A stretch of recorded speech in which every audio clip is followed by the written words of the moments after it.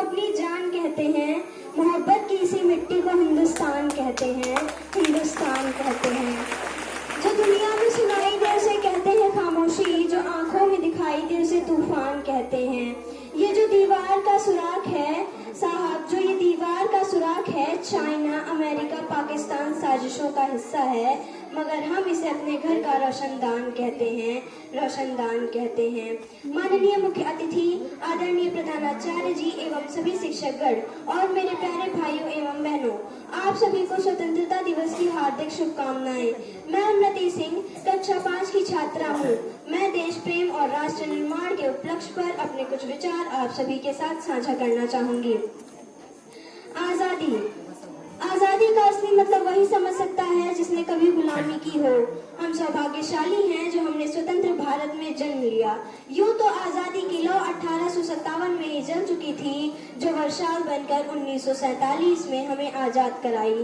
प्राचीन, मध्यकालीन और वर्तमान के उदाहरणों से स्पष्ट करना चाहूंगी कि जब हम फिरंगियों के फेरे में फंस गए थे तो रंग बसंती चोला की एक आवाज पर टोलों के टोले उमड़ाते थे और उनके वंदे मातरम के नारों से खून में आने वाला 5-5 डिग्री का तूफान अंग्रेजी शासकों की जड़ों में तूफान ला देता था।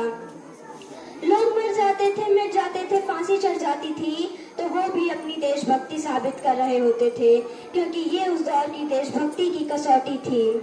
उसके बाद 62, 63 और 71 के युद्धों में अपना सुहाग गंवा देने वाली औरत, जब घर के हालात ये हो जाया करते थे कि प्यार भी भरपूर गया, मांग का सिंदूर गया, नन्हे नौनिहालों की लंगोटियां चली गई, छोटी छोटी बेटियों की चोटियां चली गई, बाप की कमाई गई, भाई की पढ़ाई गई, ऐसा एक विस्फोट हुआ, पता ही चला नहीं, पूरे जिस्म की कई बोटियां ही चली गई। और आपके लिए तो एक आदमी मरा है साहब, किंतु मेरे घर की तो रोटियां ही चली गई वाले हालात पैदा हो जाने के बावजूद एक माँ अपने बेटे को सरहद पर दुश्मनों की धज्जियां उड़ाने के लिए भेज देती है और उसे पत्र लिखाकर ये भेजा करती है कि अम्मा ने पत्र लिखा है बड़े ही चाव से कि पुत्र मेरे न घबरा जाना, तो 1 इंच भी पीछे न हटना, चाहे फिर इंच इंच कट जाना, चाहे फिर इंच इंच कट जाना। ऐसा करके पूरा परिवार अपनी देशभक्ति साबित कर रहा होता था।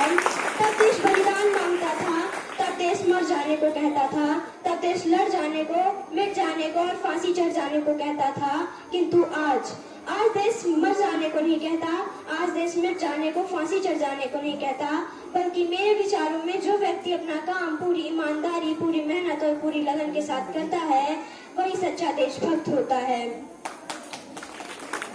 मैं नहीं मानती कि फेसबुक और व्हाट्सएप की डीपी को 3 रंग में रंग देना ही सच्ची देशभक्ति है। और अगर यदि आप कहें कि साल में 2 बार हाथ में तिरंगा ले लेना ही सच्ची देशभक्ति है, तो मैं आपसे पूछना चाहूंगी कि फुटपाथ पर रहने वाला वो बच्चा ट्रैफिक की छांव में नंगे पांव में जब तिरंगा बेच रहा होता है, तो क्या आप उसे उसकी देशभक्ति कहेंगे?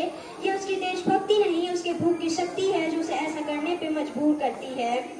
क्योंकि न मस्जिद को जानते हैं, न शिवालों को जानते हैं, कि न मस्जिद को जानते हैं, न शिवालों को जानते हैं। जो पेट के भूखे होते हैं वो सिर्फ भोजन के निवालों को जानते हैं, वो सिर्फ भोजन के निवालों को जानते हैं।